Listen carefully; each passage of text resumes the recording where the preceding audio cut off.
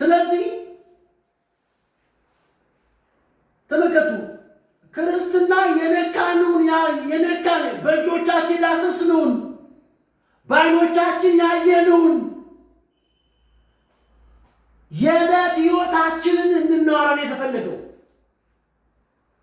እግዚአብሔር ባንቺ ሊገለጥ ወደደ።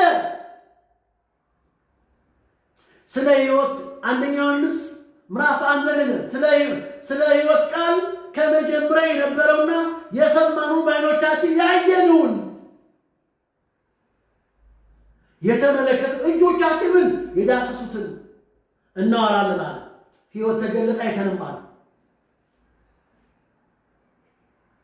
በትውልድ መካከል የሕይወት ቃል እያቀረባችሁ በዓለም እንደ ብርሃን ትታያላችሁና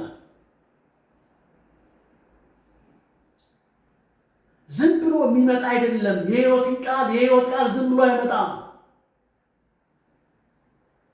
በጥሪ ውስጥ ታልፋለህ።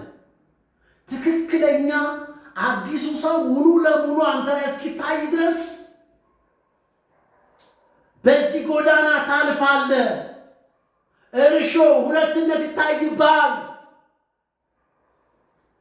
ትቆጣለህ፣ ትደባደባለህ፣ ዕቃ ትሰብራለህ።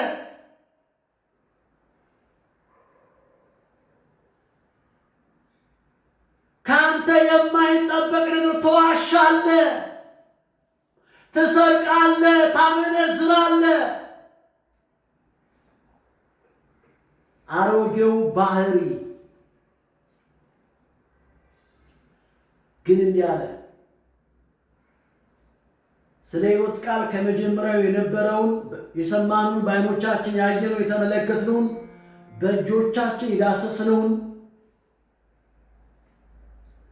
ሕይወት ተገለጠ አይተንማል፣ እንመሰክራለን።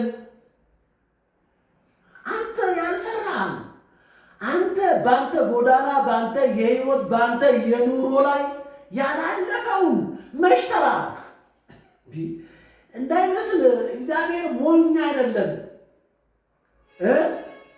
ለስራው የሕግ መምህር በወሰነው ስፍራ ነው የሚለው። የሕግ መምህር በወሰነው ስፍራ ይላል።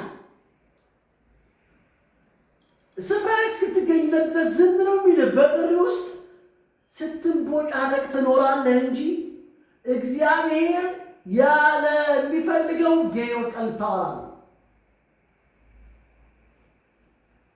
ሕይወት ተገለጠ አይተንማል እንመሰክራለን። ከአብ ዘንድ የነበረውን ለእኛ የተገለጠው የዘላለም ሕይወት ውጭ የምታወራው አይደለም። አንተ ውስጥ መጀመሪያ አንተ ውስጥ ሕይወት ሆኗል ወይ? በአንተ ውስጥ ሕይወት ተገለጠ ወይ? እናንተ ደግሞ ከእኛ ጋር ኅብረት ሊኖራችሁ ያየነውን የሰማነውን እናንተ ደግሞ እናወራላችኋለን። ኅብረታችን ይላል ከልጁ ከኢየሱስ ኅብረታችን ካል አለና ከልጁ ከኢየሱስ ክርስቶስ ጋር ነው። ኅብረታችን የኛ ኅብረት የኛ አካሄድ የኛ መውጣት መግባት ከአባት ከልጁ ከኢየሱስ ክርስቶስ ጋር ነው። ሃሌሉያ። ስለዚህ አንተ፣ አንቺ፣ እኔ፣ እርሶ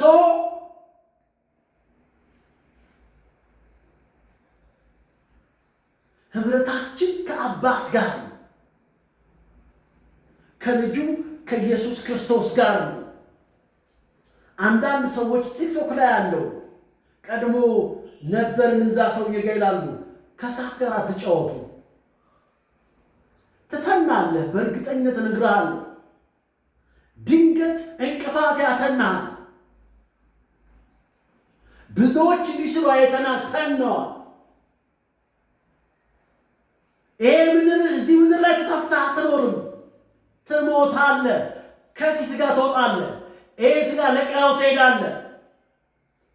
ይሄ ወደ አፈር ሲመለስ አንተ ወዴት እንደምትሄድ ማሰብ ጥሩ ነው፣ ይጠቅማል።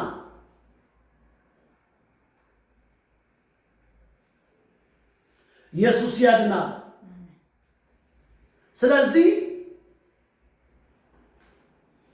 እግዚአብሔር አብርሃምን ጠርቶት ሁለትነት ይታይበታል። ይዋሻል፣ ውሸት ጥግ ድረስ እግዚአብሔር ለመርዳት መነሳት። እግዚአብሔር በተስፋ ቃሉ ጊዜውን ጠብቆ ይመጣል። እንደሚያም እናውቀዋለን። መጠበቅ ዋጋ ያስከፍላል፣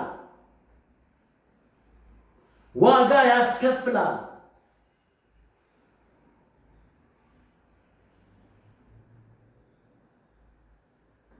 እንቀጥላለን ሳምንት